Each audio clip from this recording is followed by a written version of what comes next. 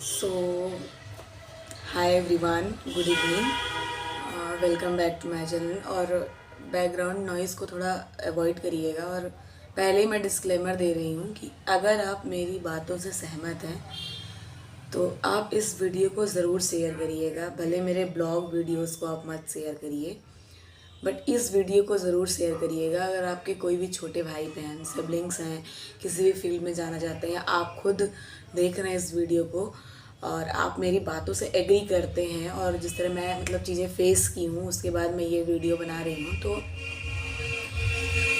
मेरे पूरे ख़ानदान में या फिर मेरे पूरे पूरा सब कुछ मिला दिया जाए तो फिर कोई भी इस फील्ड में नहीं है। लिटरली कोई नहीं है, इवन कोई गवर्नमेंट जॉब में भी नहीं है। तो सारे लोग ऐसे ही हैं। बहुत लोअर मिडिल क्लास फैमिली है मेरी। मैं इसमें कोई अपनी डिस इंसल्ट नहीं कर रही हूँ, सॉरी, मैं अपनी इंसल्ट नहीं कर रही हूँ, बट मैं बता रही हूँ एक बात आपको। जब भी आप पीसीएस की तैयारी करते हैं तो सबसे पहले आप किसी भी टॉपर का इंटरव्यू देखते हैं। मैंने भी वही देखा था।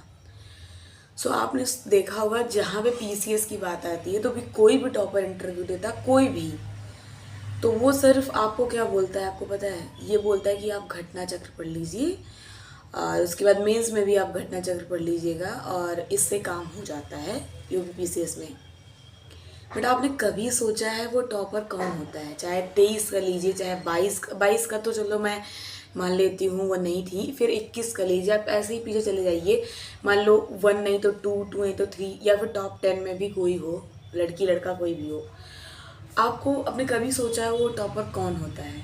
आपको पता है वो टॉपर या तो 1 अटैम्प्ट या 2 अटैम्प्ट या 4 अटैम्प्ट 5 अटैम्प्ट मेंस यूपीएससी का दे चुका होता है। कभी कभी तो अगर जनरल है तो उसके सारे अटैम्प्ट ख़त्म हो जाते हैं, तब वो यूपीपीसीएस का एग्ज़ाम देता है। तो आपने कभी ये बात सोची है कि वो इंसान उसको एनसीईआरटी, उसकी स्टैंडर्ड बुक्स बहुत अच्छे से कंप्लीट होती हैं, अच्छे से नहीं बहुत अच्छे से कंप्लीट होती हैं। 90% सिलेबस यूपीपीसीएस का यूपीएससी से मैच करता है, बस व्यू अलग है, पॉइंट ऑफ व्यू अलग है। बट अब जिस तरह, क्योंकि हम कंप्लीट तो उन्हीं से करते हैं ना, फिर जब वो टॉप करते हैं तो मैं किसी भी टॉपर को क्रिटिसाइज़ नहीं कर रही हूँ, बट मुझे ऐसा लगता है कि उनको ऑनेस्टली ये बात सबसे पहले डिस्क्लेमर देके बतानी चाहिए कि मैंने लास्ट में यूपीएससी का इंटरव्यू दिया था या फिर ऐसा कुछ किया था। वो फर्स्ट से तुरंत यही बोलते हैं मेरा फर्स्ट अटैम्प्ट था यूपीपीसीएस का। मुझे ऐसा लगता है कि 1 मिनट में चार्जिंग में लगा दूँ इसको। मुझे ये बात बतानी थी जो मैंने सीखी है, जो मैंने एनालाइज़ किया है। अगर आप प्रिपरेशन शुरू कर रहे हैं, आपको मैंने शायद अपने ब्लॉग वीडियोस में भी बताया कि ऐसे ही वक्त निकल जाएगा और पता ही नहीं चलेगा कब पूरा साल निकल गया और हम फिर से बैक टू स्क्वायर आ गए, पीडीएफ के चक्कर में, बुक्स के चक्कर में, क्लासेस के चक्कर में, नोट्स के चक्कर में। और मैं आपको ये बात बता दूं, किसी और के नोट्स से, किसी भी पीडीएफ से कभी पढ़ाई नहीं होती है। पीडीएफ से आप कभी रिवाइज ही नहीं कर सकते हैं जब तक आप उसको खुद से ग्रैस्प नहीं करेंगे, खुद से अंडरस्टैंडिंग नहीं बनाएंगे। तो मेरा पॉइंट ऑफ व्यू यही है कि अभी जो लोग स्टार्टिंग फेज में है, 4-5 महीने अपना दे चुके हैं, उनको क्या करना चाहिए? मुझसे किसी ने टेलीग्राम पे पूछा था, तो मैंने ये वीडियो बनाया है और मैं फिर से रिक्वेस्ट कर रही हूँ कि आप लोग इस डायलेमा में, जिस डायलेमा में है, उसको मैं दूर करने का ट्राई कर रही हूँ। बहुत लोग लगेगा कि मैं ज्ञान दे रही हूँ, बट ऐसा नहीं है। आप इसको एक बार मेरे पॉइंट ऑफ व्यू से सोच के देखिए कि ये बात सही है कि नहीं। जब भी हम किसी टॉपर का इंटरव्यू सुनते हैं तो कैसे बात करता है वो। अगर आप अभी स्टार्टिंग स्टेज में हैं और ख़ास करके अगर आप हिंदी मीडियम हैं, तो मैं आपसे ये बोलूँगी कि आप पढ़ने की हैबिट बनाइए।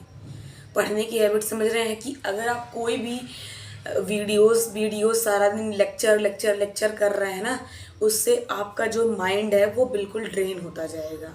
ड्रेन का मतलब आप समझ रहे हैं? ड्रेन इन द सेंस ये होता है कि जब भी आप बहुत सारे लेक्चर्स देखते रहते हैं ना, तो आपके माइंड में चीज़ें जाती नहीं, बल्कि वो आपका सर बहुत भारी होता जाएगा। तो सबसे अच्छा तरीका तैयारी करने का यही है कि अगर आपने कोचिंग ली है, वेल एंड गुड। अगर नहीं ली है, अगर नहीं लेना चाहते हैं, अगर लेना चाहते हैं तो आप ले सकते हैं किसी भी इंस्टीट्यूट का, फिर भी आपको खुद से ही पढ़ना पड़ेगा। सेकेंड थिंग, अगर आप नहीं ले रहे हैं कोचिंग, तो सबसे पहले सिलेबस उठाइए, सिलेबस को मैच करिए। कई बार सिलेबस याद नहीं करना होता, लोग कहते हैं सिलेबस याद करेंगे, नहीं। अगर आप कहीं भी कोई टॉपिक पढ़ रहे हैं, जैसे मान लीजिए करंट में आप, आज मैं एयर सिस्टम पढ़ रही थी, सॉरी हाँ, आज मैं पीडीएस सिस्टम के बारे में पढ़ी थी।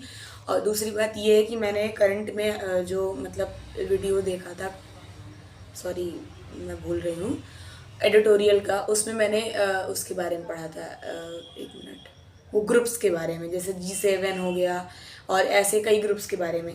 तो जब आप ये पढ़ें तो आपको पता चले किस पेपर में आएगा। ये याद नहीं करना कि GS3 में ये है, नहीं याद करना होता है। अगर आप सांप्रदायिकता पढ़ रहे हैं कहीं भी, तो आपको पता चलना कि ये पेपर 1 में भी आएगा, पेपर 2 में, पेपर 3 में भी आएगा, ठीक है, पेपर 2 में भी आएगा, सॉरी, ठीक है।